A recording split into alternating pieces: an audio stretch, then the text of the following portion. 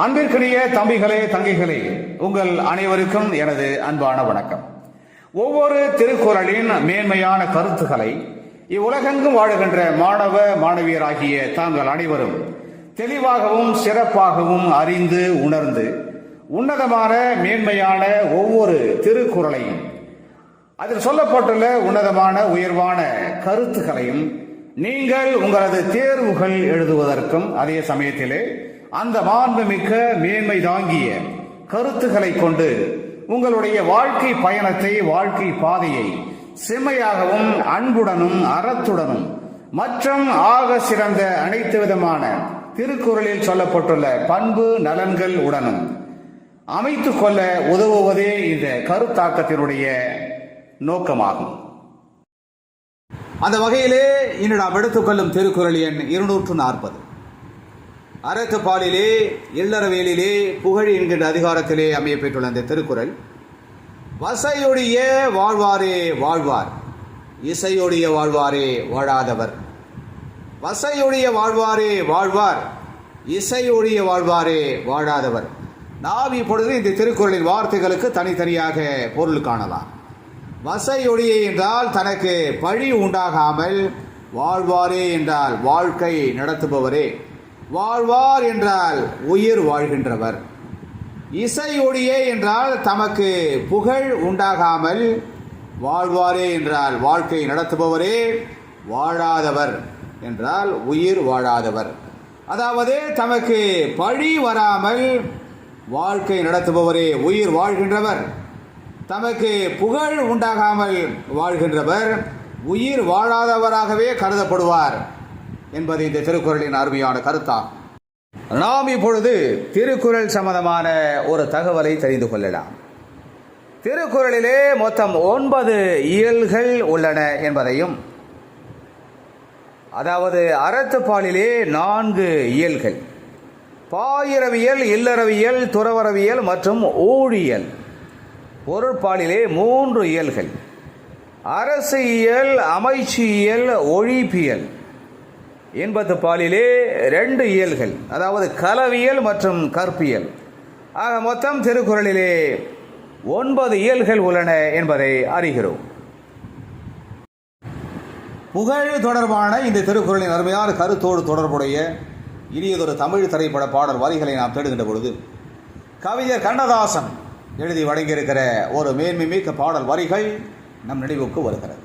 இந்த மனித வாழ்க்கையிலே புகழுடன் வாழ்வதனுடைய அவசியத்தை மிக அருமையாக ஒரு நாயகன் இந்த மக்களுக்கு எடுத்து கூறுவதாக அமைக்கப்பட்ட அந்த அற்புதமான பாடல் வரிகளிலே அந்த நாயகன் கூறுவார், இந்த வையகத்திலே வாழ்ந்தவர்கள் கோடான கோடி பேர், அதே போல வாழ்ந்து மறைந்தவர்களும் கோடான கோடி பேர்.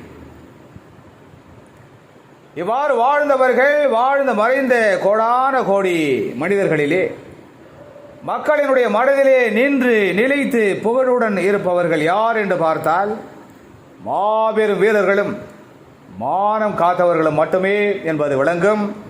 எனவே வாழ்ந்தால் புகழுடன் வாழ வேண்டும் என்று புகழினுடைய மேன்மையை, புகழினுடைய பெருமையை இந்த உலக மக்களுக்கு அந்த நாயகன் மிக அற்புதமாக எடுத்து கூறுகின்ற அந்த மேன்மை மிக்க பாடல் வரிகள் இடம்பெற்ற திரைப்படம் 1960 வெளிவந்த மன்னாதி மன்னன். கண்ணதாசனின் அந்த அற்புதமான வரிகளுக்கு விஸ்வநாதன் ராமமூர்த்தி இனிமையாக இசையமைக்க TM சௌந்தரராஜன் மிக கம்பீரமாக பாடுகின்ற அந்த சிறப்புமிக்க பாடல் வரிகள் இதோ என் குரலில் உங்களுக்காக. வாழ்ந்தவர் கோடி, மறைந்தவர் கோடி, மக்களின் மனதில் நிற்பவர் யார்?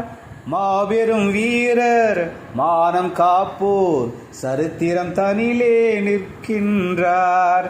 வாழ்ந்தவர் கோடி, மறைந்தவர் கோடி, மக்களின் மனதில் நிற்பவர் யார்? மாபெரும் வீரர், மானம் காப்போர், சரித்திரம் தனிலே நிற்கின்றார்.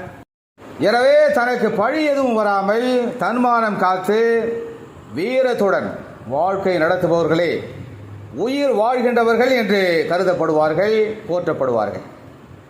தமக்கு புகழ் வரும் செயல்களை செய்யாமல் பேருக்கு வாழ்பவர்கள் எல்லாம் உயிர் வாழாதவர்களாகவே கருதப்படுவார்கள் என்பது இந்த திருக்குறளின் அற்புதமான கருத்து என்பதை உணர்ந்து நாமும் புகழுடன் வாழ்ந்து சிறப்புகளை பெறுவோம்.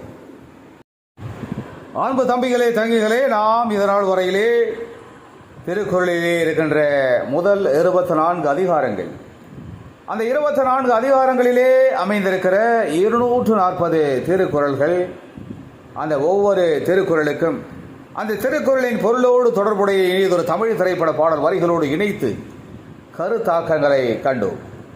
மீண்டும் ஒரு இனிய திருக்குறள், திருக்குறளின் 25வது அதிகாரம், அதாவது அருள் உடைமை என்ற அந்த அதிகாரத்திலே அமைய பெற்றுள்ள திருக்குறள் எண் 241. அந்த திருக்குறளின் பொருளோடு தொடர்புடைய இனியதொரு தமிழ் திரைப்பட பாடல் வரிகள், திருக்குறள் சம்பந்தமான சில தகவல்கள் ஆகியவற்றோடு நாம் விரைவில் மீண்டும் சந்திக்கலாம். அதுவரை அன்பு வணக்கம் கூறி விடைபெற்றுக் கொள்வது உங்களுடைய அன்பு அண்ணா முனைவர் கா. சிவசங்கர். மீண்டும் சந்திப்போம். நன்றி, வணக்கம்.